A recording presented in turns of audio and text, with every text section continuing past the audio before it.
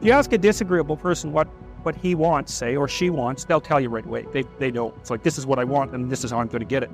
But agreeable people, especially if they're really agreeable, are so agreeable that they often don't even know what they want, because they're so accustomed to living for other people and to finding out what other people want and to trying to make them comfortable and so forth, that it's harder for them to find a sense of their own desires as they move through life. And that's not, look, there's situations where that's advantageous, but it's certainly not advantageous if you're going to try to forge yourself a career. That just doesn't work at all. And so, even though on average men and women aren't that much different in terms of their levels of agreeableness by the group, if you go out and you look at the extremes, they're very different. So all of the most agreeable people are women, and all of the most disagreeable people are men. And the thing is, the extremes are often what matter rather than what's in the middle. And so one of the ways that's reflected in society, by the way, is there's way more men in prison. And the best personality predictor of being imprisoned is to be low in agreeableness. It makes you callous. Now you might think, well, what's the opposite of compassion and politeness? And the answer to that is, I think it's best sort of conceptualized as a trading game. So let's say that we're going to play repeated trading games. And if you're very agreeable, then you're going to bargain harder on my behalf than you're going to bargain on your own behalf. Whereas if you're very disagreeable, you're going to do the reverse. You're going to think, I'm in this trading game for me, and you are going to take care of your own interests. Where an agreeable person is going to say, no, at best, at worst, this has to be 50-50, but I'd like to help you every way I can. One of the things you have to be careful of if you're agreeable is not to be exploited, because you'll line up to be exploited. And I think the reason for that is because you're wired to be exploited by infants. And so that just doesn't work so well in that actual world. And one of the things that happens very often in psychotherapy, people come to psychotherapy for multiple reasons, but one of them is they often come because they're too agreeable. And so what they get is so-called assertiveness training, although it's not exactly assertiveness that's being trained. What it is the ability to learn how to negotiate on your own behalf. And one of the things I tell agreeable people, especially if they're conscientious, is say what you think. Tell the truth about what you think. There's going to be things you think that you think are nasty and harsh. And they probably are nasty and harsh, but they're also probably true. And you need to bring those up to the forefront and deliver the message. And it's not straightforward at all, because agreeable people do not like conflict. Not at all. They smooth the water. And you can see why that is in accordance with the hypothesis that I've been putting forward. You don't want conflict around infants. It's too damn dangerous. You don't want fights to break out. You don't want anything to disturb the relative peace. And if you're also more prone to being hurt physically and perhaps emotionally, you also may be loath to engage in the kind of high-intensity conflict that will solve problems in the short term, because it takes a lot of conflict to solve problems in the short term. And, if that can spiral up to where it's dangerous, which it can if it gets uncontrolled, it might be safer in the short term to keep the waters smooth and to not delve into those situations where conflict emerges. The problem with that is it's not a very good medium to long-term strategy, right? Because lots of times there are things you have to talk about because they're not going to go away. And the advantage to having a well-socialized, disagreeable person is that they really don't let much get in their way.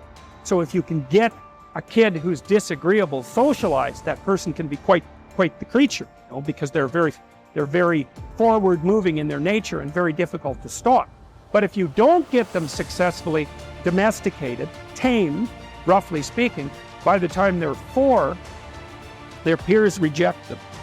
And that's a big problem, because your job as a parent is to make your child socially desirable by the age of 4. Like you want to burn that into your brain, because people don't know that. That's your job. And here's why. It's easy if you think about it carefully.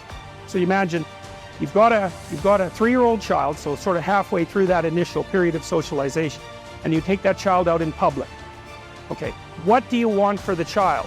Who cares about you? What do you want for the child? You want the child to be able to interact with other children and adults so that the children are welcoming and smile and want to play with him or her. And so the adults are happy to see the child and treat him or her properly.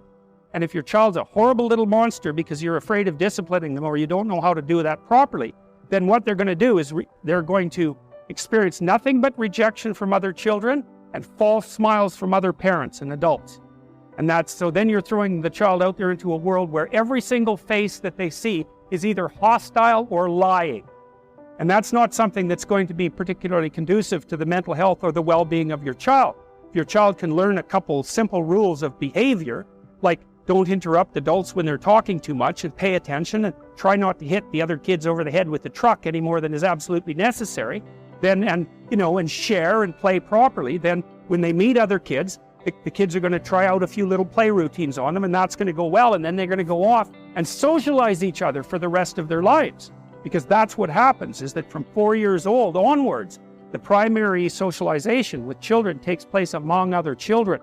And so if the kids don't get in on that early, they don't move into that developmental spiral upwards and they're left behind.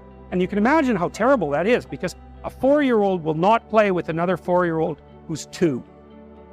But a 5-year-old certainly will not play with a 5-year-old who's 2, right? Because the gap is just starting to get unbelievably large.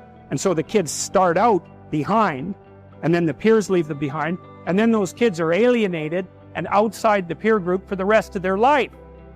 Those are the ones that grow up to be long-term antisocial, right? They're already aggressive. It doesn't dip down. Now, what happens to normal boys, roughly speaking? Imagine the aggressive 2-year-old types.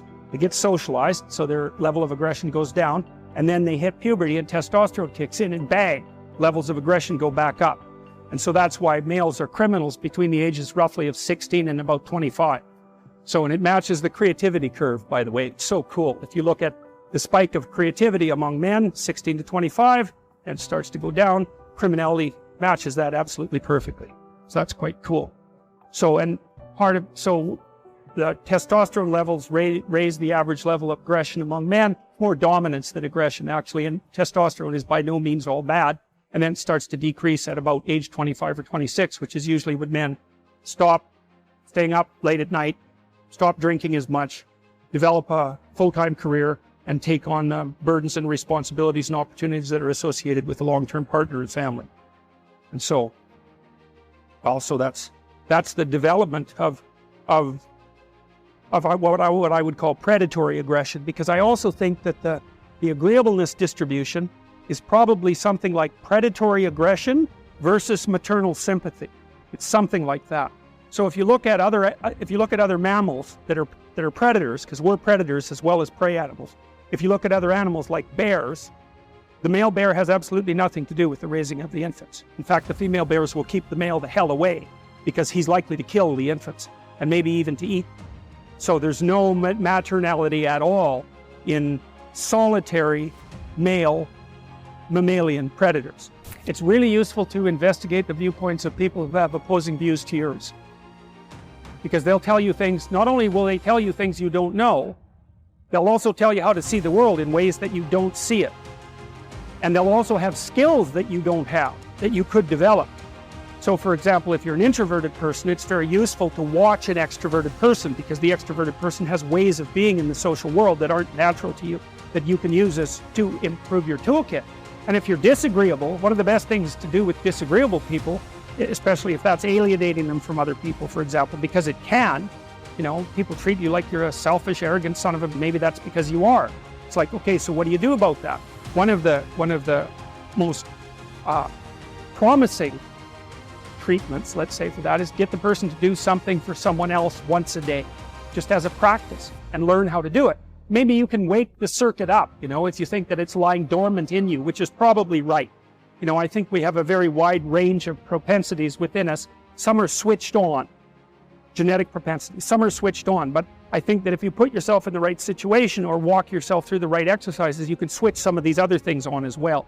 But it takes work and dedication and discipline. I would say, generally speaking, if you want to adapt yourself properly to life, you should find a niche in the environment that corresponds with your temperament. Right? You shouldn't work at cross purposes to your temperament because it's just too damn difficult. But having done that, then you should work on developing the skills and viewpoints that exist in the space opposite to your personality, because that's where you're fundamentally underdeveloped. And that way I think you can extend out your temperamental capability across a wider range. And to me, that's roughly equivalent as bringing a richer toolkit to each situation. So if you're hyper extroverted, you should probably learn to shut up at parties now and then and listen just to see what's going on, to see if you can manage it. And if you're introverted, well, then you should learn how to speak in public and to learn how to go to parties without hiding in the corner and saying nothing to anyone. And if you're agreeable, then you need to learn how to be disagreeable so people can't push you around. And if you're disagreeable, you need to learn how to be agreeable so that you're not an evil son of a bitch. So, and the same thing applies even in the conscientious domain. It's like if you're too conscientious, you need to learn to relax and let go a little bit. And if you're unconscientious, it's time get out the Google Calendar, man, and start scheduling your day, right? And beat yourself on the back of the head with a stick until you're disciplined enough so that you can actually stick to something for some length of time and not living in absolute squalor, which is something that would characterize someone who's very disorderly, for example, because they don't notice. It doesn't bother them, disorder. It's like, maybe they can see it, but it doesn't have any emotional valence, and so it doesn't have any motivational significance. So the other thing you might want to think about too, if you're choosing a partner, is try not to choose someone who's too distant from you on the temperamental variables, because you're going to have a hard time bridging the gap. Hard for an introverted person and an extroverted person to coexist. And it's really hard for an orderly person and a disorderly person to coexist, because they will drive each other nuts. Why don't you pick up? Why are you so obsessed by it? That's the basic argument. So it's useful to know about your temperament so that you can negotiate the space with your partner as well. And I don't think you should try to find someone who's exactly the same as you, because then you don't have the benefits of the alternative viewpoint. But you got to watch it, because you may hit irreconcilable differences of various sorts. And I've seen that most particularly among couples who are high and low in openness. That's a rough one. And also high and low in conscientiousness. That's another rough one, because they just cannot see how the other person sees the world at all.